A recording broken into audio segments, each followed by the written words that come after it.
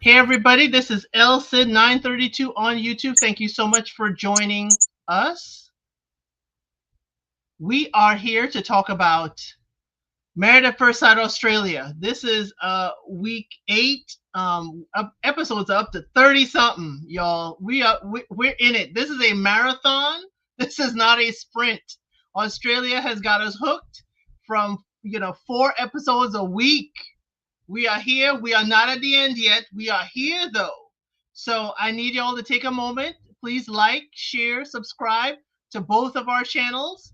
Let us know that y'all are with us still for Australia while we talk about home visits. And we realize some people, it ain't really their home. It's just the home they rented for the visit. Okay? So we don't totally get into that. But let me say hello to who's joined us here. Life is Reality. Glad to have you here. Nice to be here. Welcome, everyone. Another episode, action packed, emotionally charged, drama. Yeah, it's all good. And we will get to it. Kojo, welcome. Little Black Book 91. How are you finding this weekend the home visits? Yeah, I mean, listen, hey, people's homes is people's homes. You know what I'm saying to you? One thing I must say is that you know what? One thing is, I ain't like Jacqui this whole entire week, but sis had a point. It looked like he was in a retirement home, and he knows who he is. I'm just gonna be real with you. I don't know what retirement homes Jacqui has been visiting, but maybe because the gentleman she's currently with is a little bit older is why her vocabulary is as such. So maybe she prefers retirement homes. That's what it looked like. But he looked like, I'm sorry, it looked like a cluttered, frat home to me. But I am a mother of boys, and I was like, dang, this is what it looks like when it goes from their room to the whole apartment.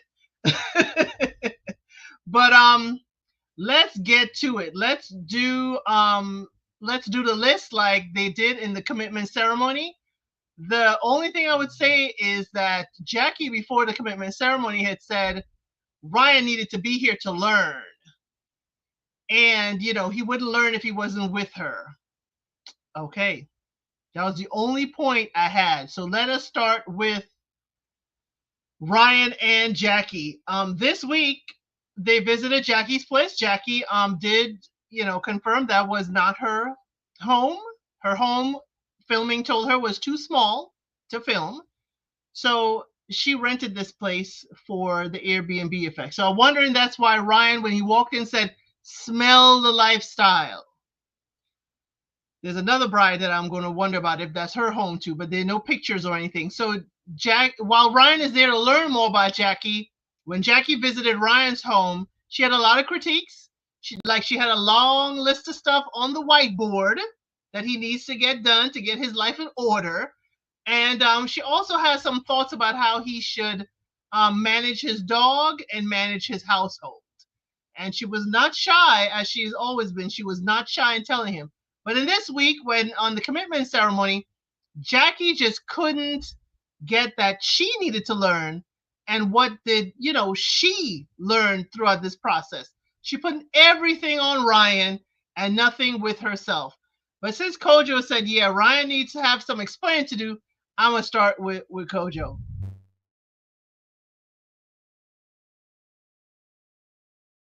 Yeah, listen, hey, look, I think,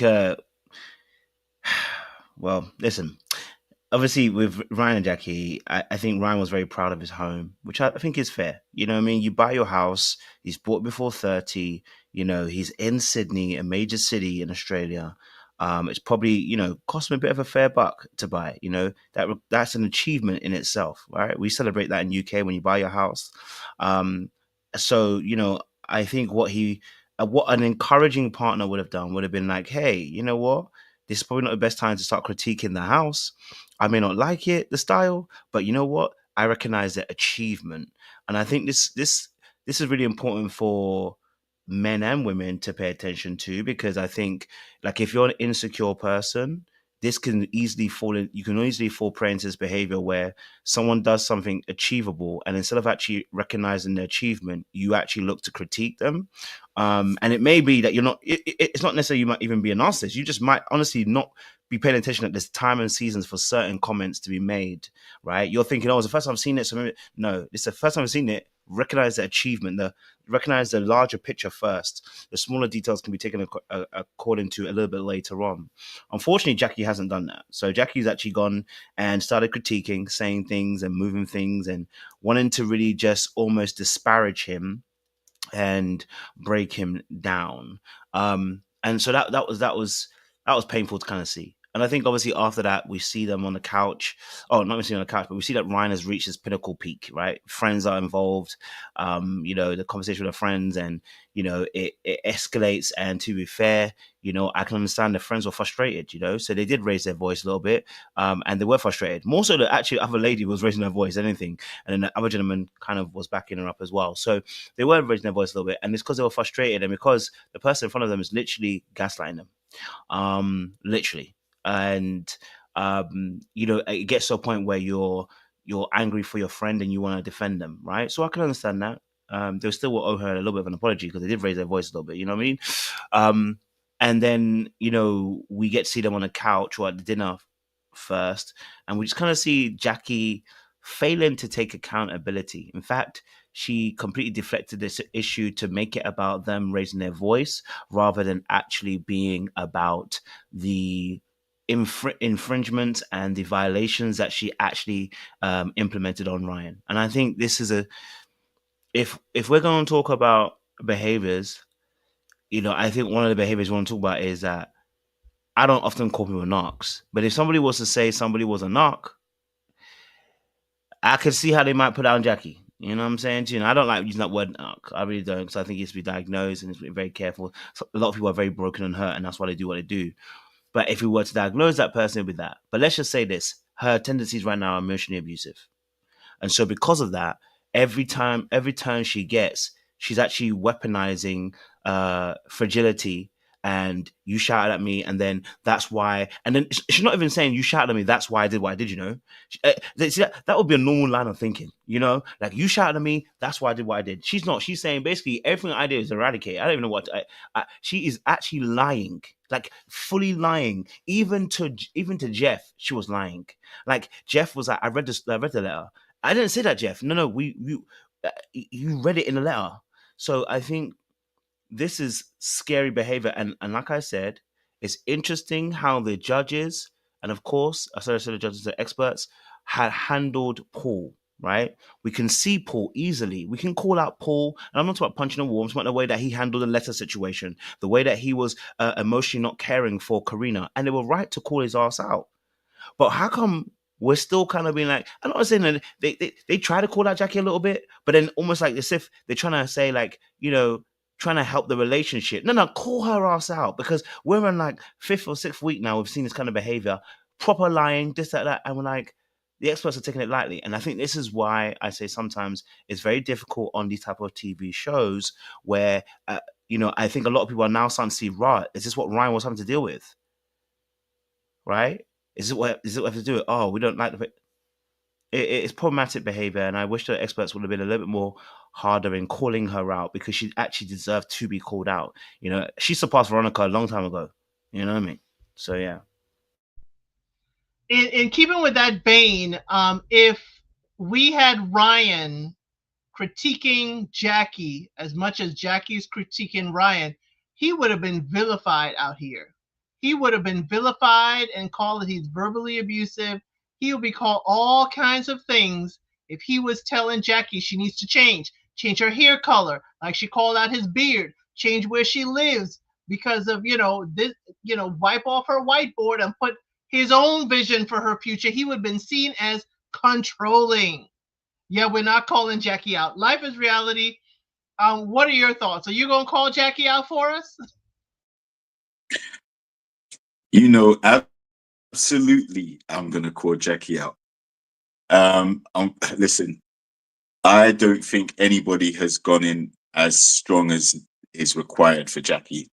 Jacqui is a gaslighter. She's a liar.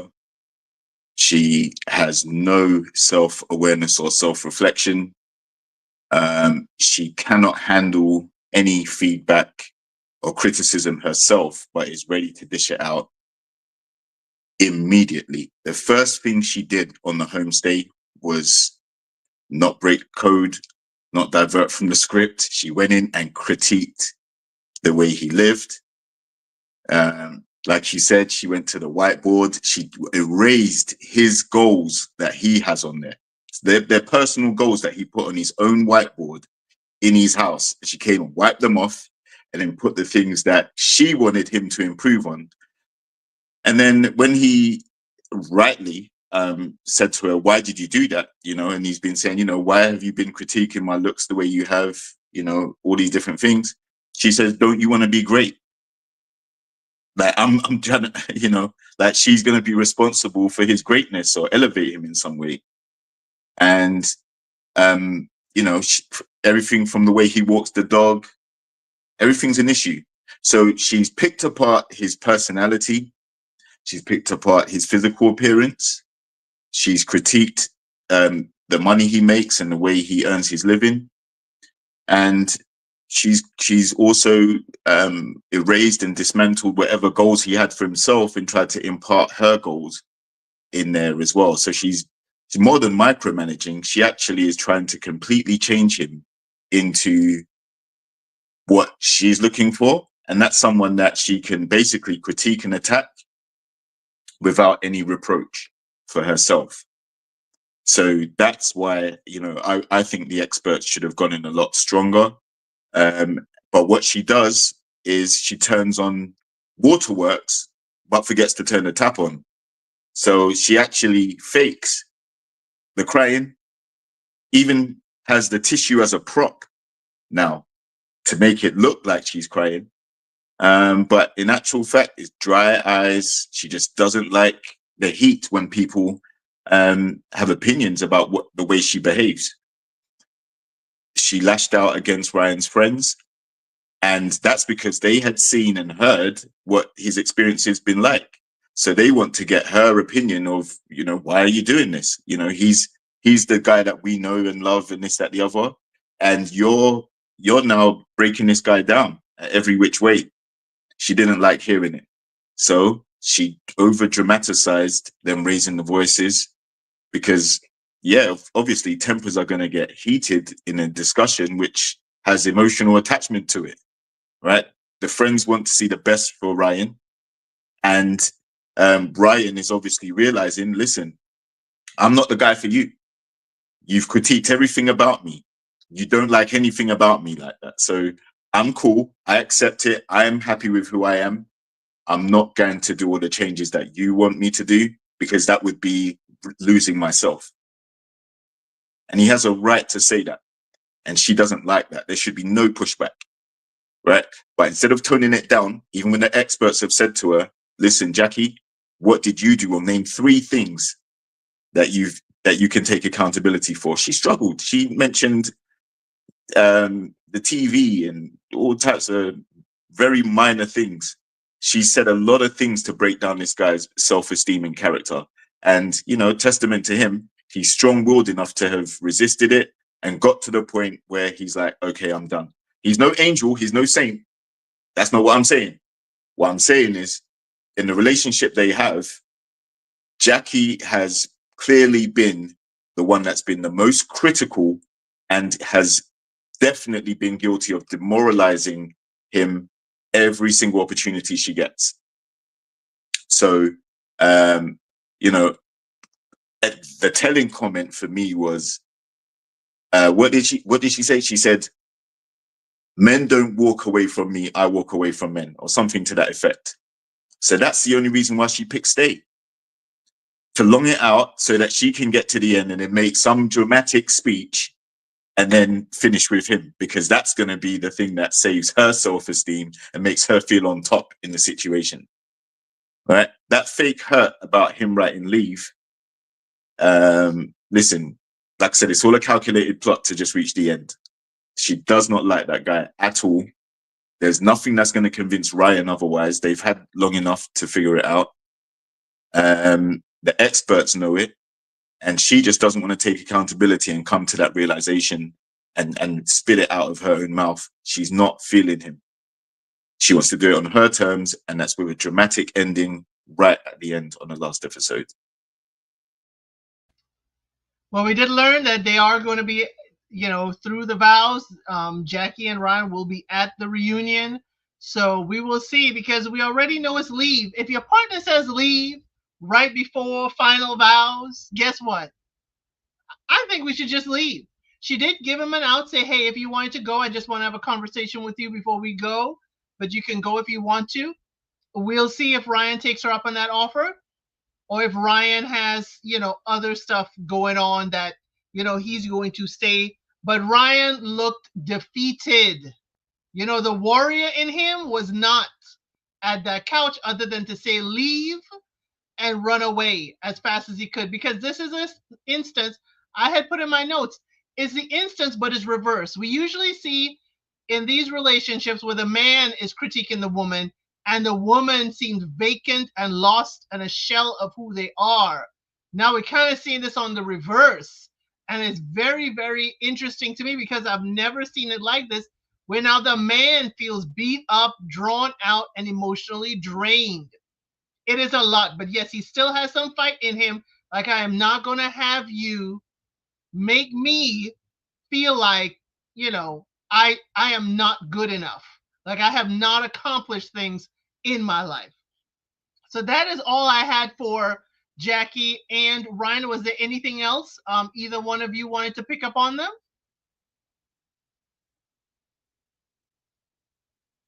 I'll just say the rest of the group now actually see what Ryan's been dealing with as well. So every time the group have attempted to add what they've seen from their perspective, again, she hasn't shot them down like Marina was doing, but she's ignored the advice, she's ignored the opinions, and continues with the shenanigans. And that's what makes it worse. Because now the friends that she's got in the group, the other brides and grooms, or prospective brides and grooms, everyone has chimed in now. Everybody has chimed in about their situation, and it all points to the way that Jacqui's conducting herself in the relationship not being beneficial to even give the relationship a chance. You're not giving Ryan a fair chance to even be himself and express himself without judgment.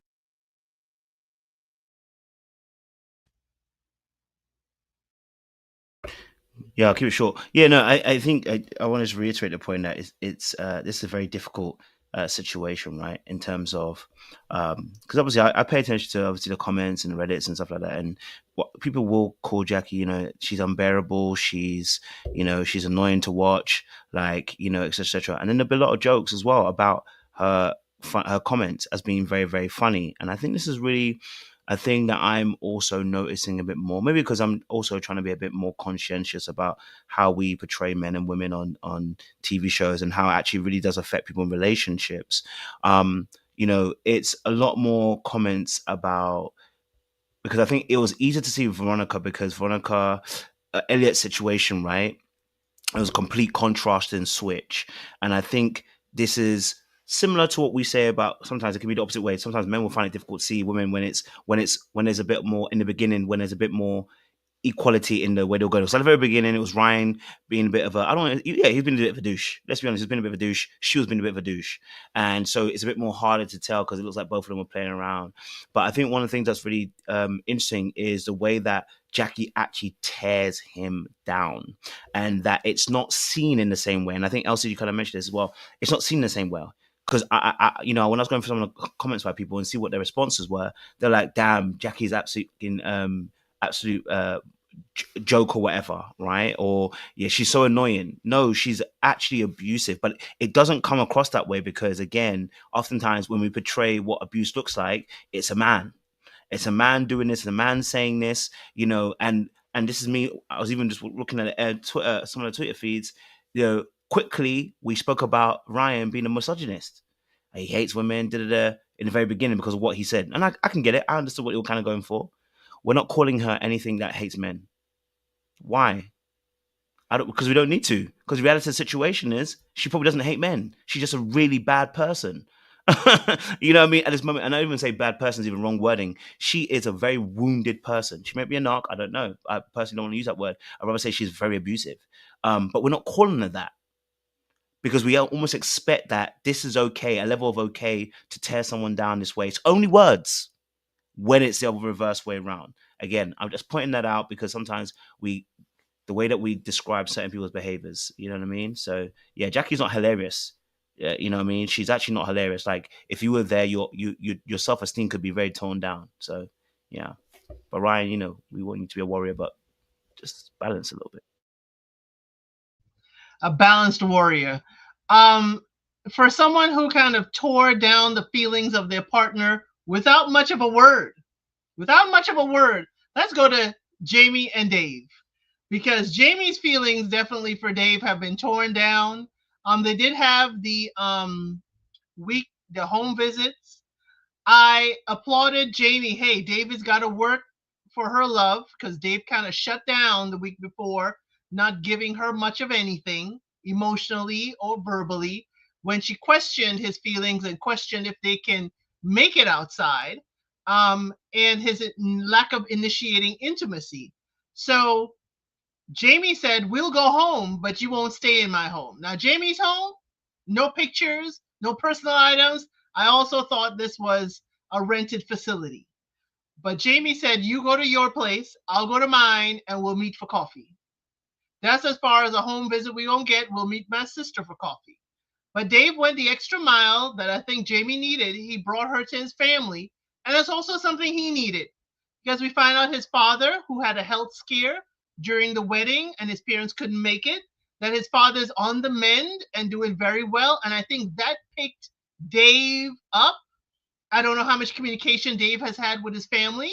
It seemed like it was minimal, but it seems like after that meeting with his family and kind of recharging the whole family love, I think Dave is, found his purpose again on the show, or found his mojo, whatever we want to call it. But, Jamie says, hey, she's not back there. She's got her walls up. He has certainly got to work. And Dave said he is going to work for this. Kojo, what are your thoughts on Jamie and Dave this week? Man, you know what? Obviously, again, we knew, we've said this for the past few weeks, we kind of saw this coming, right? That Dave would literally feel like, he is struggling to fall in love with our good sis Jamie. I think the age is almost subconsciously playing a little bit of an issue here in terms of, when you see someone's young and then they do things that can be considered young, and it makes you feel like they're just super immature. So rather than, maybe had she been 32, he might have been like, okay, it's a bit immature, but she's 32. She's 28 and she's immature, and then 36. It's like, you know what I mean? But no, I mean, the real issue I think here is that I think Dave is not also, I don't think Dave has been 100% honest. I still think he's still not being honest about how he really, really, really feels about Jamie's behavior. He can't call it out, and I think that's the problem he needs to fix up. Call her behavior out as to what's really turning you off. Call it out. Okay? Does she talk too much? Does she get in your ear too much? Is she too clingy for you? What is it? Talk about what really is the issue, Dave, because something shut you down. All right? Something shut you down, and you're not being honest about it, so it's not helping either of you. Now, it's really interesting because when they met the families, Jamie's sister let us know that this is not the first time Jamie's been in a situation.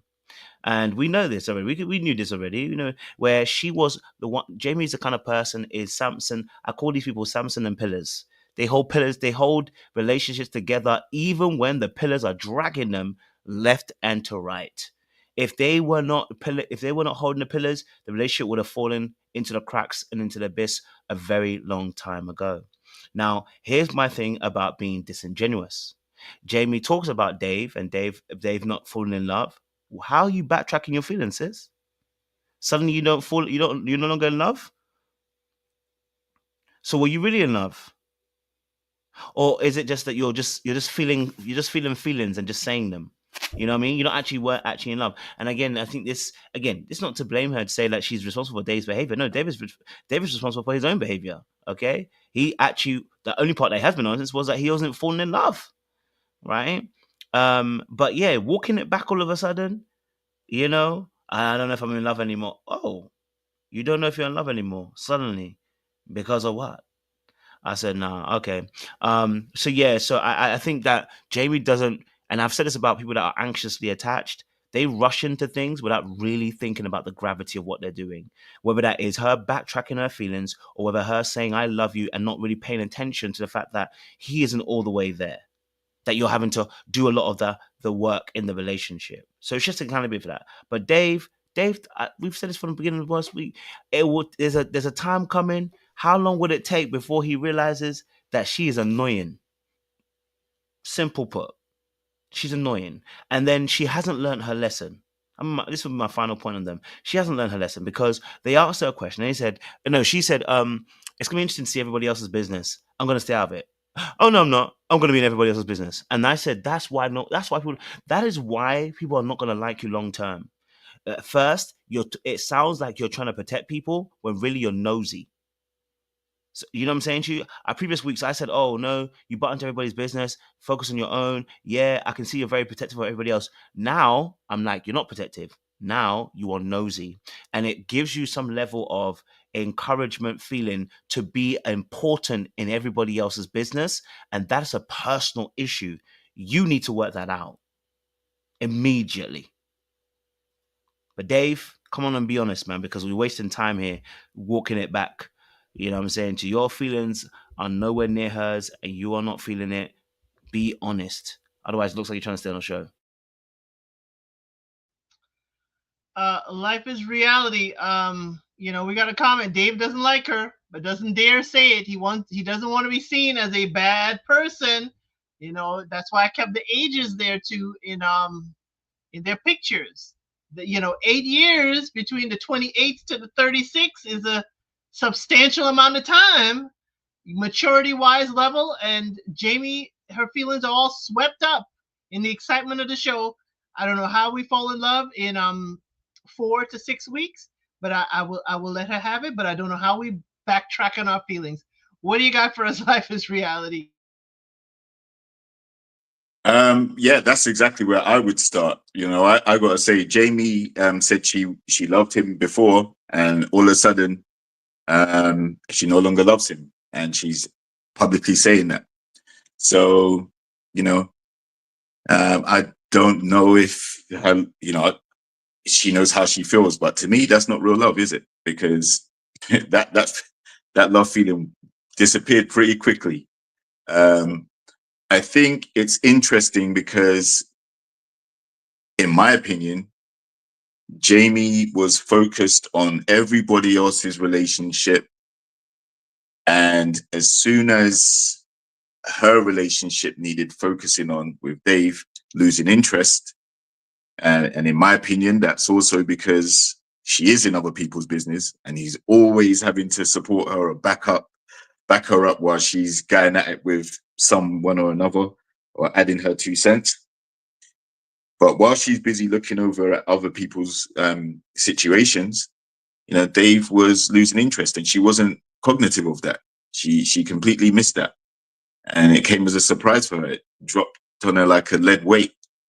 And it seemed to be quite impactful. So he spent the next few weeks in groveling mode and being Mr. Apologist and trying to make it up to her.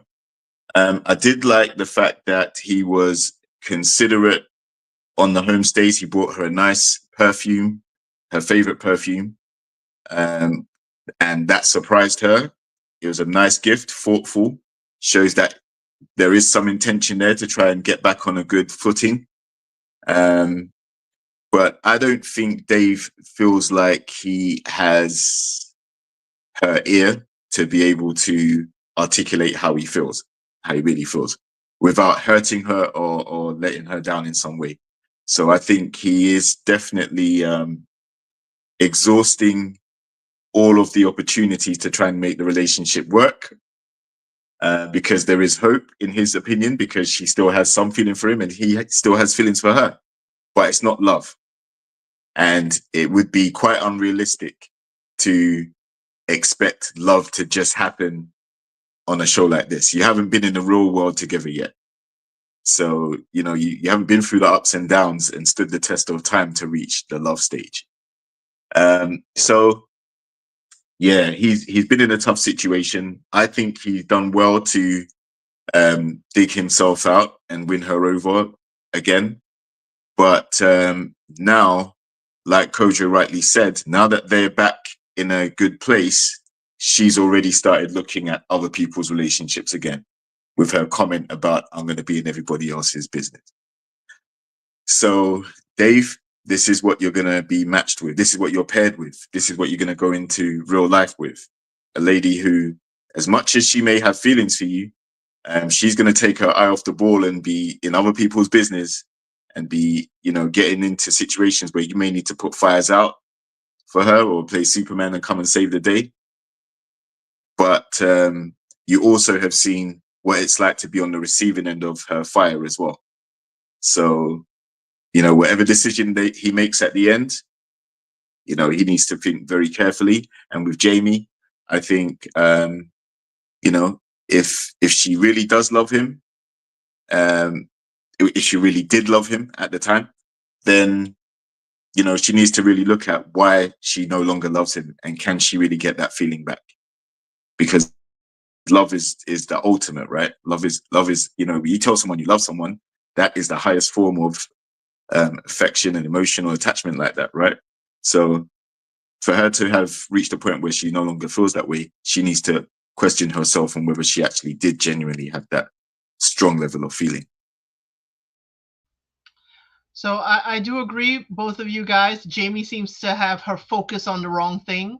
She's focused on getting information and being in other people's business and not minding the business that is hers, which is her marriage. And I wonder how that happened in previous relationships.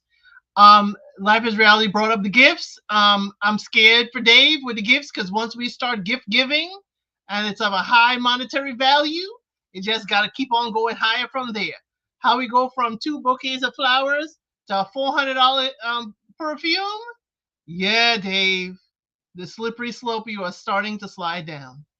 Is there anything else for Jamie and Dave that you want to say, Kojo?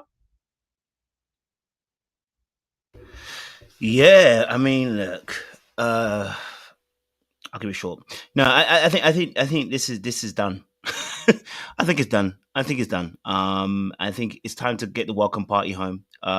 Board your plane tickets, buy your plane tickets, and board your planes.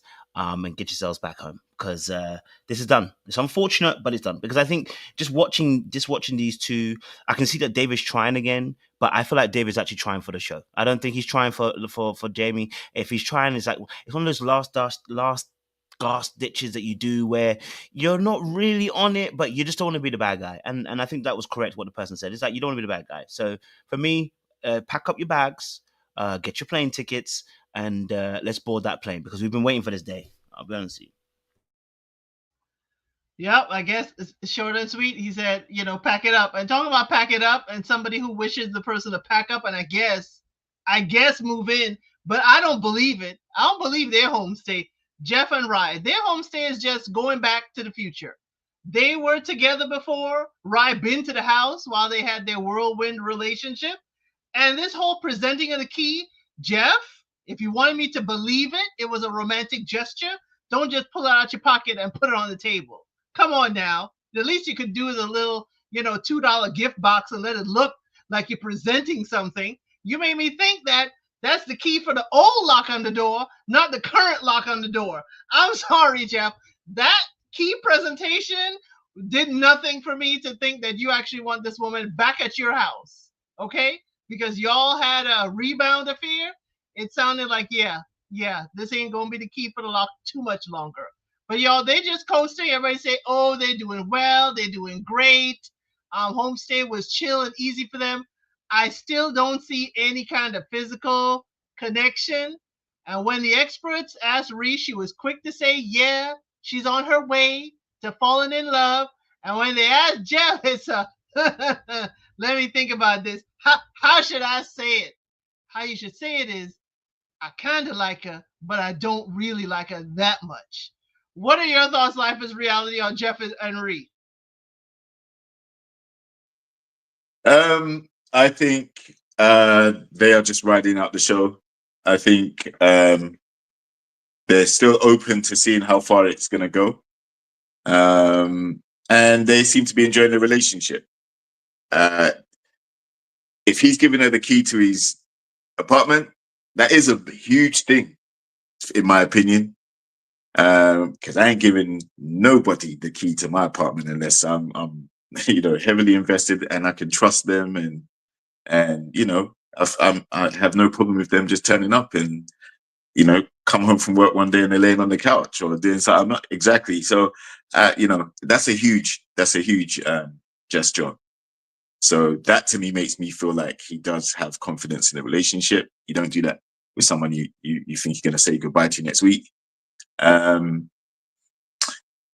Jeff has toned down his interference in other people's relationships this week. So I'll give him credit for that. Rhi seems happy with where they are. So yeah, I just hope that the key gesture just wasn't a performative act for the show's sake. But yeah, there's no real red flags, major concerns other than, they're not heavily, they're not in love, but they're still on a good trajectory. Am I hearing that the gentlemen are giving keys to people that they don't love? How am I giving you a key to be up in my place drinking the last of my orange juice, and I don't love you? I need to love you enough to trust you not to tear my stuff up.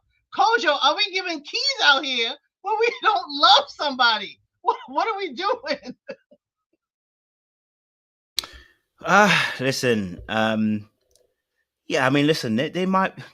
They're interesting, right? Because I think because they're kind of boring, and I think it's sometimes can get a little bit confusing with them too, right? Because they kind of, I don't like even saying boring. Boring is a wrong word. They're unproblematic so far, so it's like so it's very difficult sometimes because I think we're so used to seeing people on television that they are problematic, right? I mean, everybody's life has got some problems in it. I'm sure if a camera was to follow you around, yeah, what I'm saying to you. But I think when you look at it, they're just very calm. They're just very cool. And I think whenever you see, it's very difficult to find any couple that's going to be so vivacious and then still be a great couple, because it's hard to be that way, right? There's very few people actually like that. When you find a couple like this, it's very slow, consistent, and steady. And okay, I'm not hearing the massive platitudes from Jeff that maybe you might see ordinarily from men or from the women. No, more from Jeff, because I think Rhi is really into it. But I'm seeing a slow and steady pace, and more coming little by little. I mean, I wouldn't give a key to somebody who I'm not seeing my future with. Do you know what I'm saying to you? Unless I'm about to take that back and I've got evil plans. But I don't see Jeff as being that kind of person. Do you know what I'm saying to you? But that doesn't mean that I'm inspired by their relationship. This relationship can still go downhill. I mean, you move someone in, that's the greatest excuse of now. It's now the greatest excuse of how we didn't work out. That's my dark heart talking. But I'm just saying, like, you move in, you do 6 months, it's not working. It's not working. I don't think we're gonna work. So I'm waiting. I am waiting to. I want to hold out for them and say I hope the best for them. I'm not necessarily encouraged by them, but I'm holding the best for them because you know what? People that are unproblematic usually, you know what I mean? Yeah. Well, it sounds like they're fizzling out for me. They say they don't want it to fizzle out like the first time. It's fizzling out for me. I'm not seeing stuff behind the scenes. I mean, even the way they sit on the couch together is fizzling out for me. It just, ooh. If there's nothing else, can we go to another couple that ain't got the fizzle? This is the next couple ain't got the fizzle. Beth and TJ. Was there ever a Kindle? I don't imagine it. What is confusing me, confusing Alejandra, and confusing Beth are TJ's words and his actions. They don't match. TJ said, "Hey, I need to be connected to you really connected to be physically intimate. And then what does he do?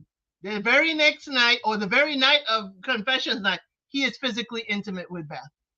Beth is like, oh, so you're feeling the connection again. So, and TJ doesn't understand why, darling, why would you feel that way? Because the thing is that TJ, it's okay to say you're not really feeling Beth, but you made it seem, and I'm going to be, it's made it seem like it was a pity party the last time you slept with her. I'm sorry. The way you described it sound like you pitied Beth and like, hey, there's the least I could do because she wants my body. I'm sorry. I'm really not feeling TJ. Beth's family was a little too full on. They should have let TJ come there, have a good, talk or whatever. They put too much pressure on TJ. But TJ, come on now. The mixed signals, and at least the experts call him out on it. Life is reality. What's going on with TJ? Because it's seeming like I could just go with you even when I'm not going with you. Yeah, I think you were spot on. It's confusing because if he needs that emotional connection to be intimate, then he's proven that he doesn't, because he's still not there with her yet. And how he justified it is, well, I knew that that's high up on her list of needs. So I thought if I gave her what she wanted, then that would satisfy that part of the relationship for her. I I think that's a lack of self-awareness, because at the end of the day, it's either you need an emotional connection or you don't. If you've expressed that that's what you need, then how are you able to do something different? So I can see why there's confusion there. Also, we have to bear in mind that this is her first relationship, or one of her first relationships ever in life. So there may be an element of naivety and things going on there as well. But TJ is not feeling her like that. It's the physical attraction. It doesn't seem like it's anything personal where she's nitpicking at him and trying to change him, like Ryan's been going through. Nothing like that. He just isn't attracted to her. And I think this is definitely a case where if he doesn't know how to let her down gently, and that's why he's staying with it. If he could find the words and not get the guilt or whatever blame's going to come his way afterwards, I'm sure he would do it. But it's just not like that. So yeah, he's taking the coward's way out and just riding the wave, rather than coming out looking like the villain, or that he used her for sex type thing. So what do we do? It needs to be done. I mean, at the point, TJ wrote leave, Beth said stay because she's willing to work it out. This is Beth's first relationship, as the chat, has reminded us. Where do we go from here? Here, like Ryan, TJ is being not forced, but compelled to stay to ride this out another week. Kojo, what are your thoughts on TJ and Beth this? Yeah, listen, TJ, you see, this is why it's tough, I'll tell you why it's I'm starting to become a male apologist at this point, but this is why it's tough, because you see, you try to not give anything, you still get called out. You give a little bit to try, you can't even explain yourself. You know what I mean? Now, do I like the fact that TJ's played this role? No, because that sounds like TJ trying to stay on. I mean, when she asked him, do you want to stay or go? He said, I don't mind staying on if you want to stay on. Negro, you trying to stay on. Okay, let's be honest. You trying to get a modeling contract. And that's okay, I get it, but you trying to get a modeling contract. Okay, I see those eyes. But, I think with the situation of him and Beth, right? This is what happens this is why it becomes very difficult for men at times, because sometimes what happens is let's say, for instance, when he first met Beth, and this is where it gets a bit painful for certain times. You meet some people, they're good enough to sleep with. I'm being very raw these days, but you're good enough to, have intimacy with. Okay? They're good enough to have intimacy with, but you don't necessarily see a relationship with. But sometimes what happens at the very beginning is you are not always fully converted. So like you're like, let me see how it goes. You had the little intimacy, you realize, yeah, do you know what? I had it, but I'm getting a post-nut clarity, and really and truly, I'm not really seeing a relationship here, right? So now, it's again, instead of being honest, and he should have been honest, right? He should have been honest. He's like, okay, look, I need more of this is where he messed up.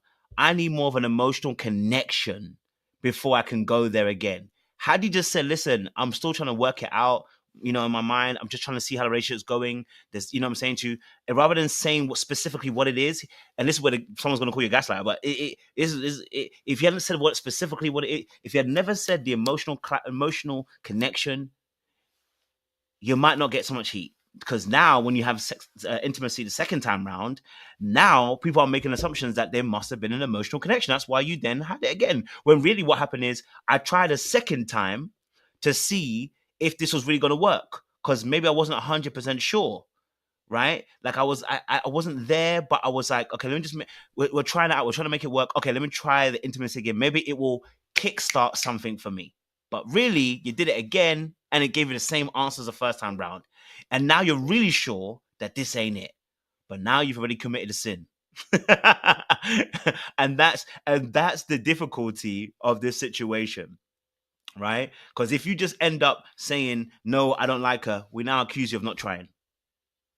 You don't give her no sex. Yeah, you don't like her. See, he didn't try.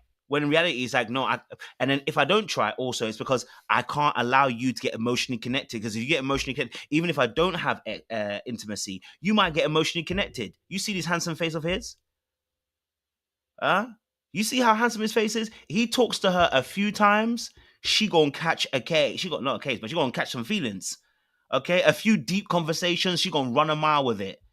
Right. And now I know we're going to go and say, yeah, but you're adult. Yeah, but we adult and we know. So when you talk to someone for a long period of time and they like you and they find you attractive, right?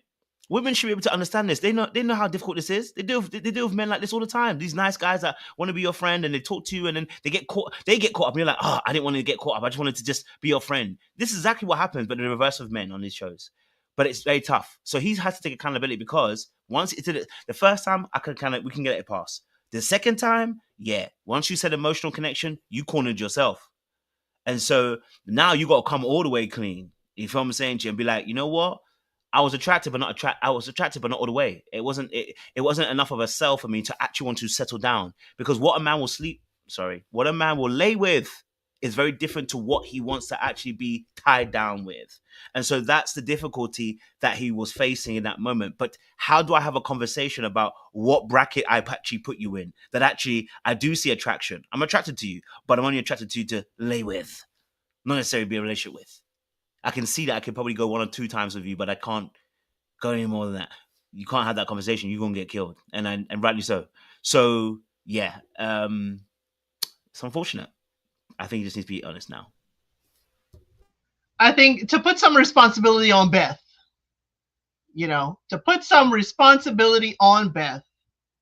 Beth, you just had the couch session last week telling you he said it ain't really there. He need a full connection to get there. Okay? He needs a full connection. How is it you think he got that full connection that night or the night after?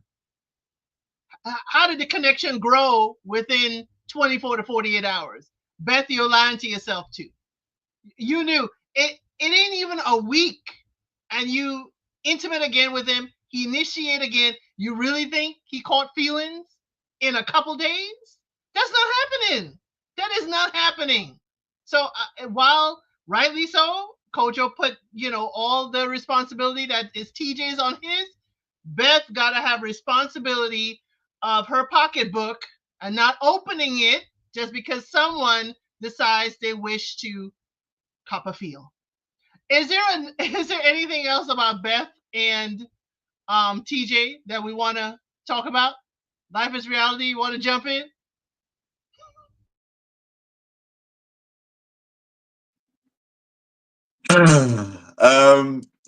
Yeah, I just wanted to echo what you said, basically, just in a different wording. But yeah, listen, if the dangerous thing about this is if TJ knows that he can sleep with her whenever he wants, then that may be the reason why he stays, and not because of the genuine connection. He may forget about the emotional connection side of it completely and put her in a category where she's just someone that he can sleep with.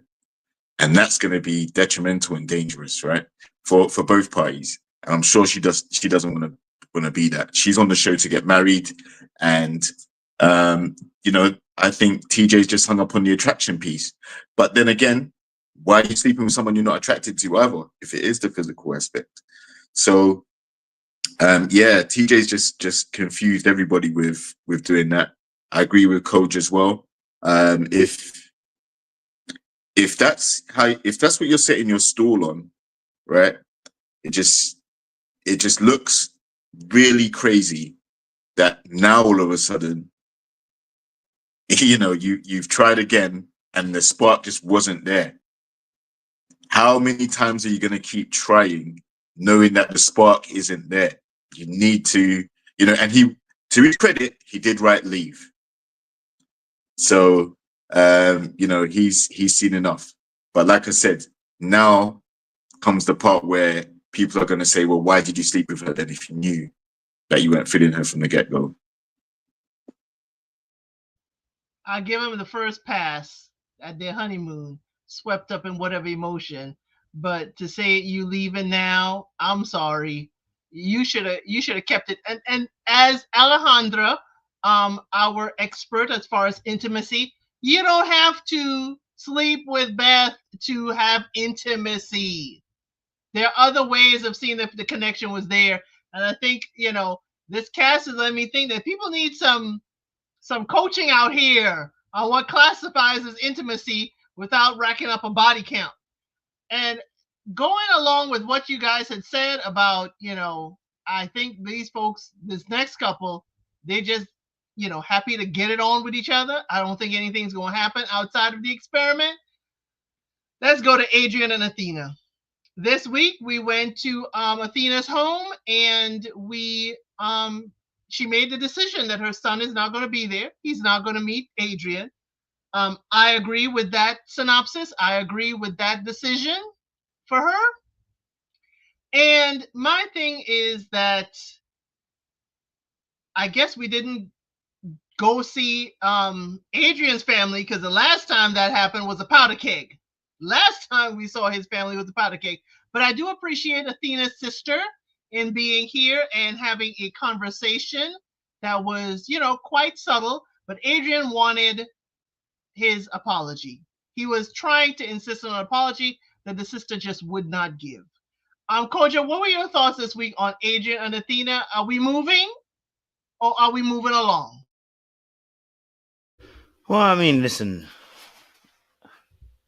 I think Awhina needs to be called out. I think Awhina needs to be called out, and I feel like this week I'm becoming a male apologist. I am, because first and foremost, this is a classic example of why I bang on about when it comes to men and women. Men need to be accountable for their bullcrap, absolutely. But when that bullcrap is evident and you are staying, you are accountable, right? The narrative that he's a big bad wolf, he is, and you can see him, and he's walking towards you, and he's baring his teeth, and you're standing there going, yes, chow on me, just chew me up, in fact, come on, let's go back home. I will put on a fire, I'll boil some water with a little bit of salt and pepper, and I'll throw myself in the pot, and you can cook me, right? Because right now, if this is Adrian is clear. He has been very clear from the very beginning, right? He ain't gonna be here for your kids like that. That's why your sister's still cussing him out, right? We know he can gaslight. We know that he can shut down. We know that he is ill-considerate of your feelings at most times. Okay, all right? And he's only happy because he's smashing. Let's just be honest. Okay? He's only happening because he's smashing right now, right?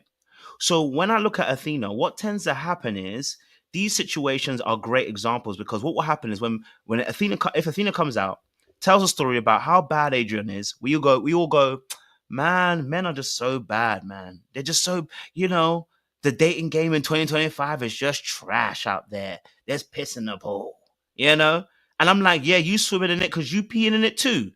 Because this whole situation, she has all the information possible at hand to say, let me make a different decision. But because they're having intimacies, they're laying down together. Okay? Because they're laying down together, she's all but forgot the fact that this is not the man that's for the future. This is for now. And instead of really coming out and being honest, again, it's very difficult to come out and be honest, isn't it? It's not easy when it's on the other side. Instead of her to come out and be honest and say, do you know what? I'm here for the freaker league. Can I be honest with you? I'm here for the D, and I know I'm short-lived, but I'm here for the D. Instead of coming out and being honest about it, which you obviously can't be, right? This would hold, and then the experts to hold her accountable and say, this is a man that you were talking about the kid situation and moving, and he stuttered at the end when they asked him, bro, have you really thought about moving? And why is he doing that? Because that is not what he wants to do. But so long as he gets access to your body, he's good. Absolutely good. So Athena is cooked because she's allowing herself, because she's found a good looking man, one that's probably outside of her remit and her range that she feels like she can get personally herself. She mentioned at the very beginning when she first saw him, he's extra good looking. She's now willing to subside. What did I tell you guys already? Rules are for who? Ugly people. I told you this already. Rules are for ugly people. She has broken every single rule, even the one with her child. Even the one where she's not considering a child. Right now, she's got an FWB. Okay. Right now it's FWB and she's living it. Hey, I'm not mad at it. I just don't want to hear a story later on. I don't want to see your sister kicking up a storm, talking about how, because what Athena's doing is the manipulation that we talk about that people don't really pay attention to. She's trying to use laying with him and intimacy to try and wield him into a relationship when he doesn't want one. He does not want it. So why are we trying to? Because we want what we want. And we are not calling it what it is. We're just saying, oh, well, he's a douchebag. No, she's manipulative. Because now she's using passive-aggressive means, using laying with him to try and rope him into a relationship. And he's a big bad wolf. Leave him alone, Athena. Get off the carousel ride, okay, all right? And start walking down the path you're supposed to walk on.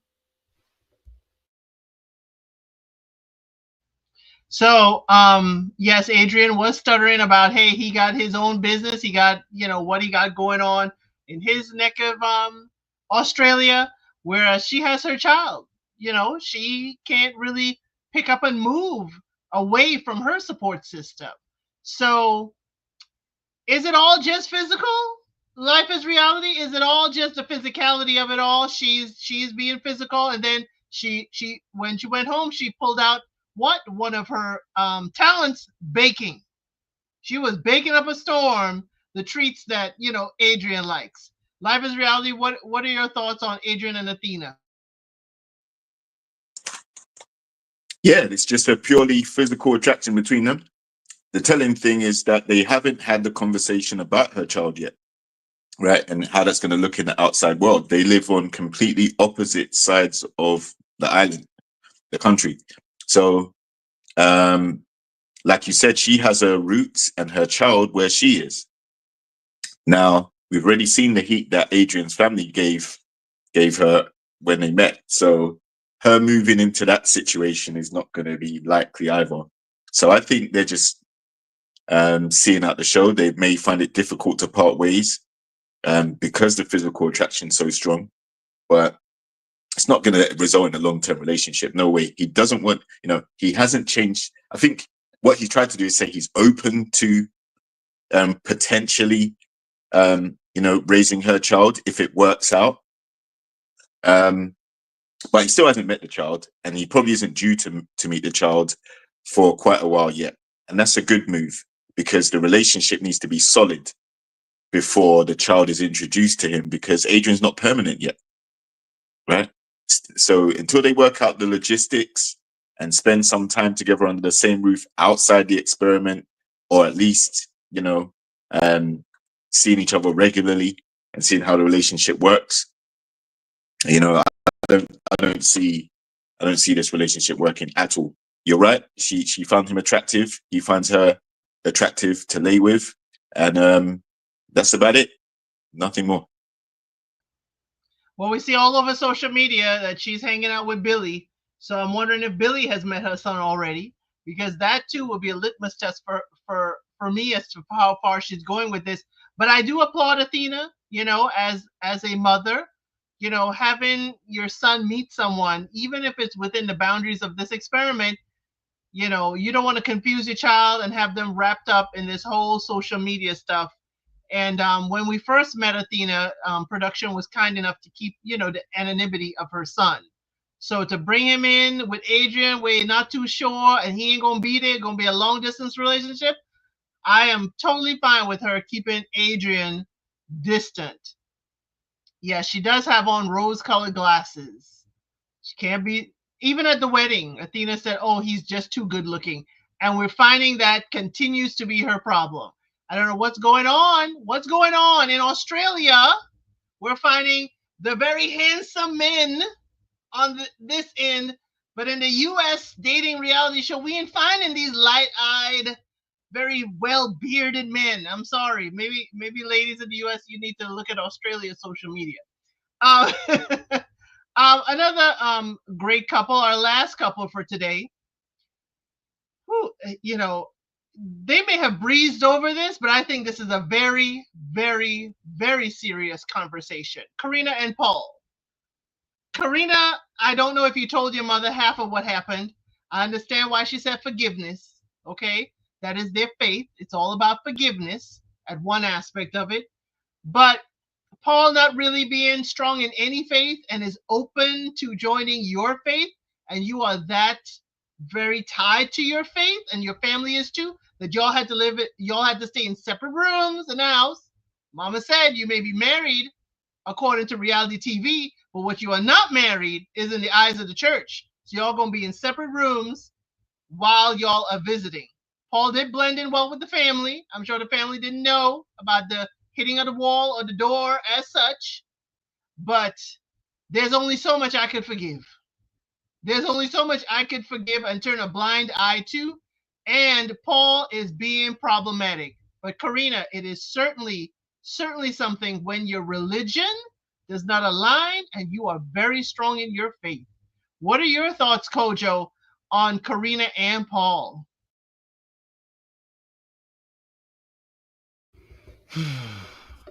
Well, obviously,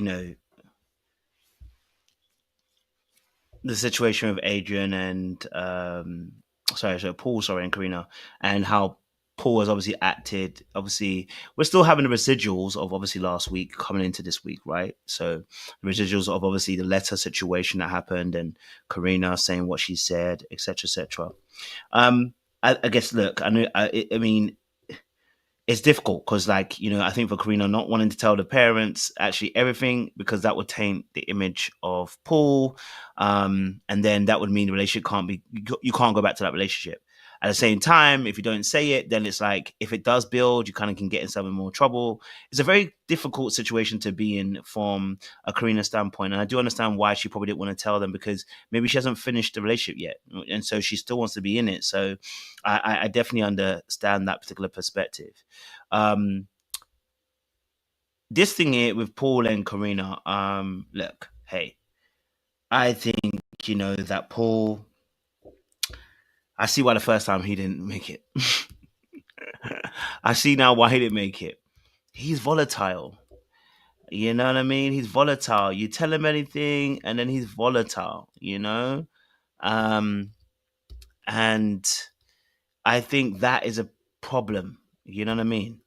Like, we've spoken about Jacqui being a problem. We've spoken about Veronica being a problem. Paul is a problem, and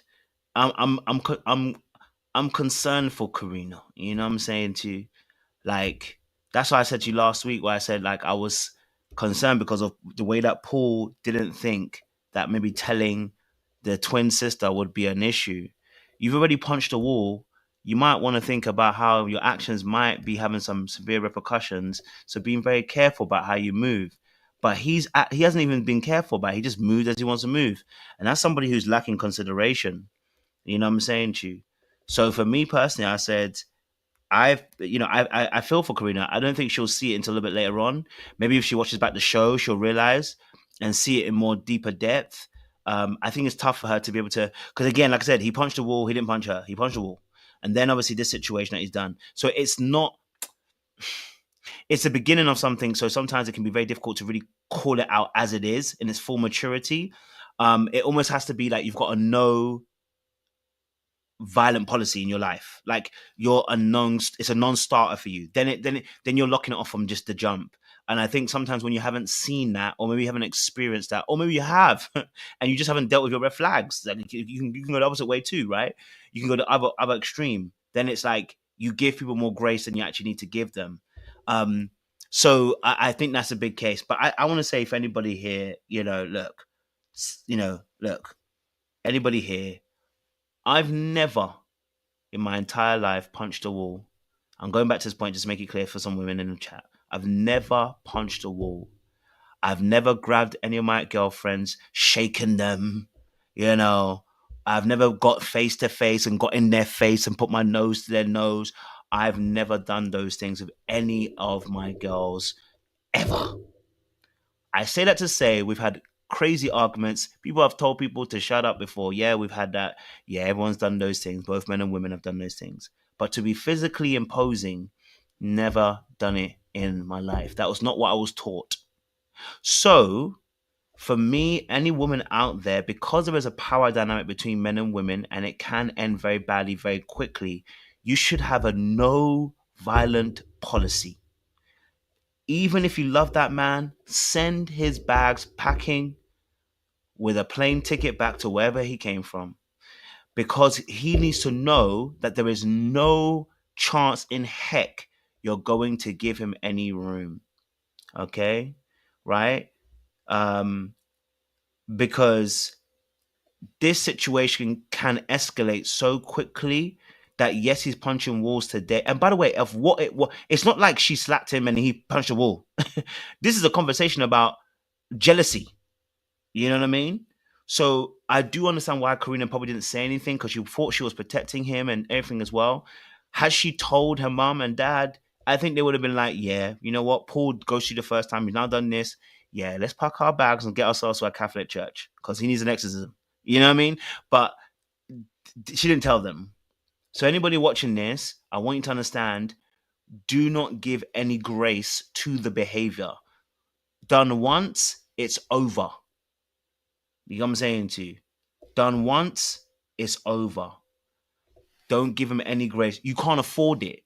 You got what I'm saying to you? As a woman, you actually can't afford it. Like, you can't go toe to toe that man. If that man decides to use his full strength, you will never win.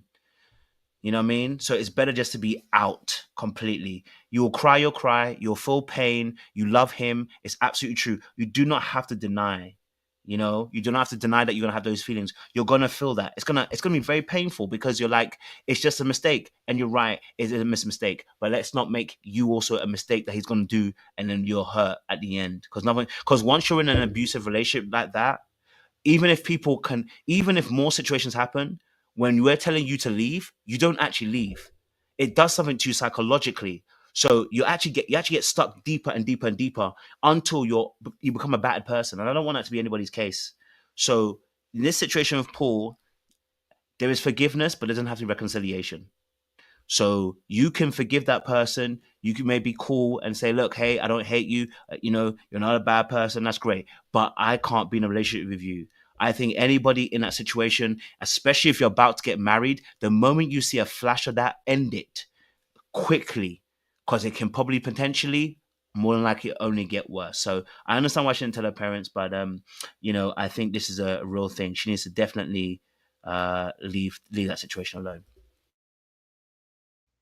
And I would echo you, Kojo, even though you're talking to ladies, I'll talk to the men. It is not a good situation for men to be in either, considering that the man is, if this were reverse, considering that the man is also could be perceived as the perpetrator, even though he may be the victim.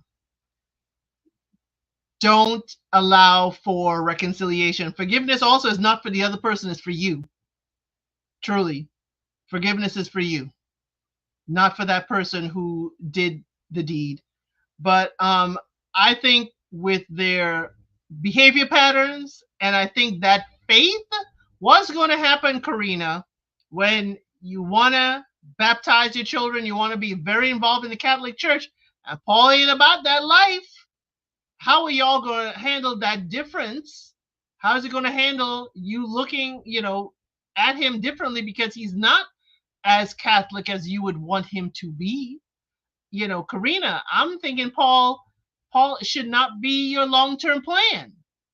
I don't know what about it, but I was kind of distracted with the dog being on the bed. I'm sorry, y'all. I am a proud dog mom, but the dog on the bed took me.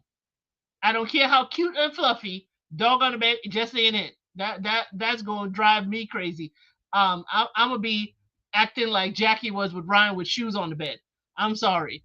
Life is reality. What do you think about Karina and Paul? This week the family. We did not meet Paul's family. We didn't see hide nor hear of Paul's family, but the visit with Karina's family certainly told us a lot. What are your thoughts? First of all, dogs on the bed is a cultural thing. So I wouldn't expect anybody that looks like you or I to be cool with that. That would be a red flag immediately. But in other cultures, they lay up with the dog, sleep with the dog, do all types of stuff that we wouldn't do with their pets. Just put that out there. Now, yes, Paul's temper in that moment where he hit the wall is a concern. Obviously, it shows that when he does get heated, man, he wants to lash out. Can't fully control it.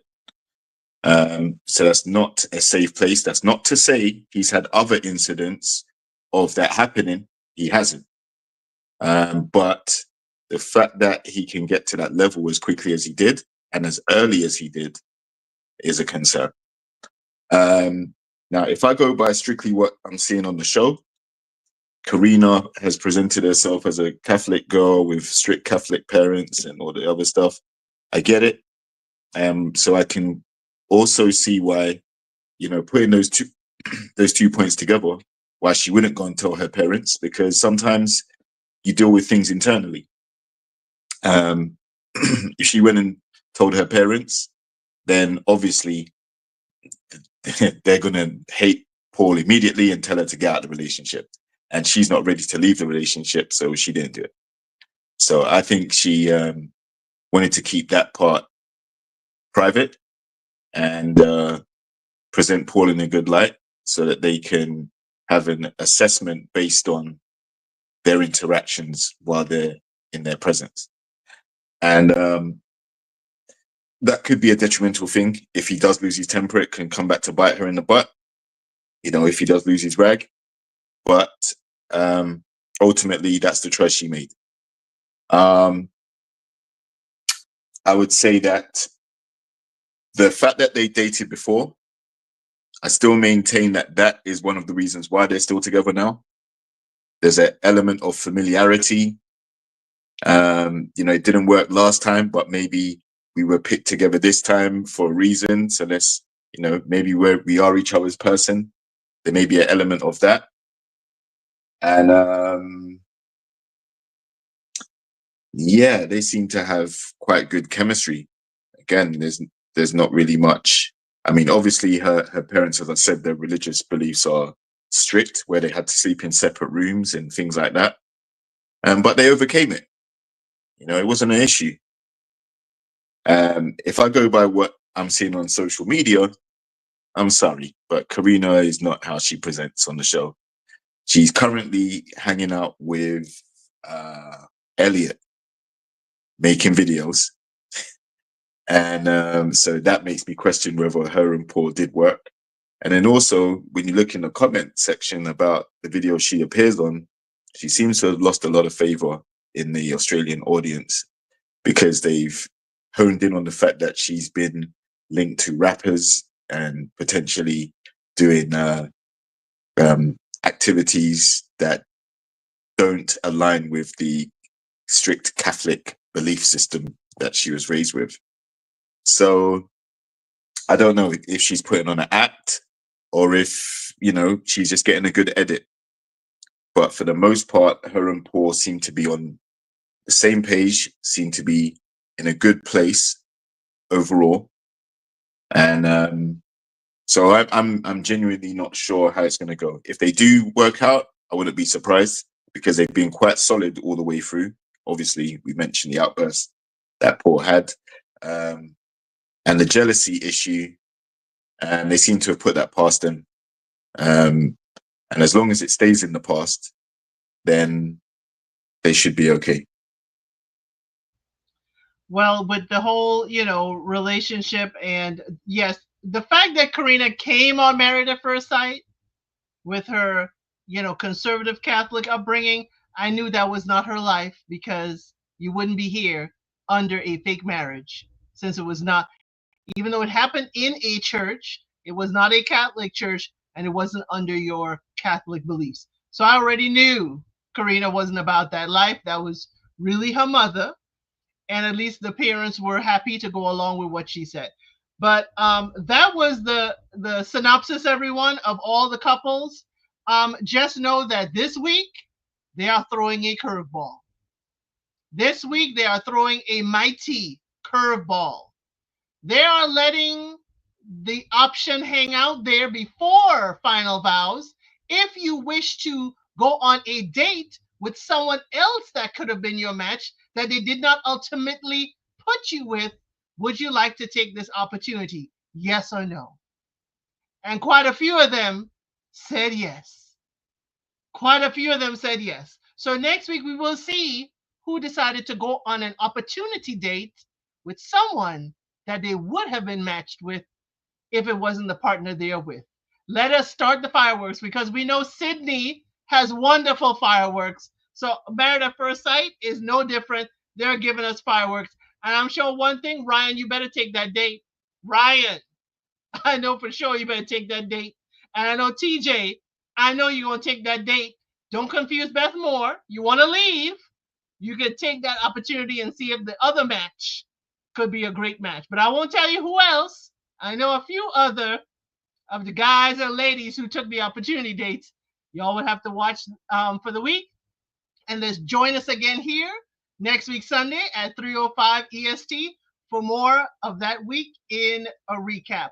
Life is Reality, Kojo. Tell the folks what you are working on, where they can find you, and all of that good stuff. Yeah, so yeah, you guys obviously can follow me on Little Blackbird 91 YouTube channel. We will be having our men's panel on Wednesday nights as well, and talking about relationships from men's point of view. And then I think I've started, Pop the Balloon. I just need to the time that actually releases. I think it releases in the evening time for UK people. So I think I'll be able to do a session. Is it evening time that it releases? What time is it? I think it's either 2 or 3 o'clock in the afternoon, Eastern Standard. It's released by 8 o'clock. Yeah, okay. So I'll probably do it. I'll have a double head on Wednesday. Then I'll be able to do a live reaction in the evening time for Americans for Pop the Balloon. And then obviously men's panel, and then obviously I guess that's pretty much it actually for lives. I think I haven't booked any more lives. I'll probably do impromptu lives in between now and April, because obviously somebody's son, and then November Mets is coming back later on as well, so we'll start doing those things as well. But for now, yeah, that's the only lives I'm doing right now, so we will definitely pick up some stuff. I know some stuff's going on with Lovers Blind. I know some things coming behind the scenes and some videos, and Married at First Sight interviews are starting to come out as well. So we'll see what happens. You know what I mean? Yeah. Yeah, because you just learned that Jacqui's with Clint. Living with Clint. So while he's listed everything, he hasn't listed Love is Blind Sweden. You can find that on my channel, LSID932. I know he doesn't want to add more to his plate, and I understand that. I'll just give him the cliff notes, because Sweden is really giving us some really hot beverages to drink. Life is Reality. Where can they find you? I know you do a lot of sports. Yeah, you can find me on YouTube, Life is Reality, where I appear on podcasts and super panels and things like that on your favorite shows, when I can stay awake, because your time difference is too crazy, even now. And then you can also find me on Instagram at JRXTV. And that's completely different content. It's more to do with health, fitness, well-being, things like that.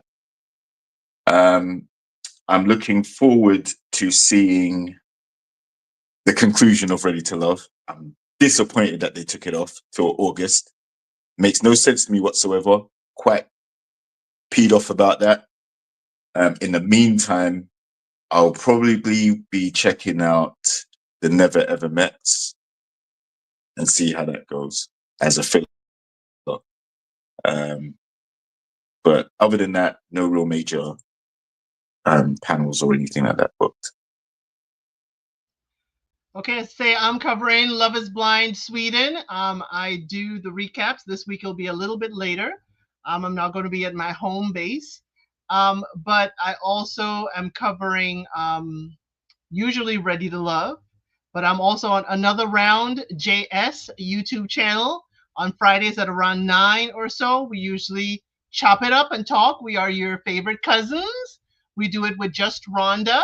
And we also do it with Seaway. That is also on Little Black Book's channel as well. I do panels on his channel. And he's allowed me to host this, Married at First Sight Australia, because I kind of hogtied him into Australia. Let's just let's just admit it. But It's thank good you though. guys. Right. Thank you so much for joining us. And we will be here again next week. And make sure your notification, make sure you hit that like, hit that subscribe, so you know whenever we pop up. Thank you for joining us and have a great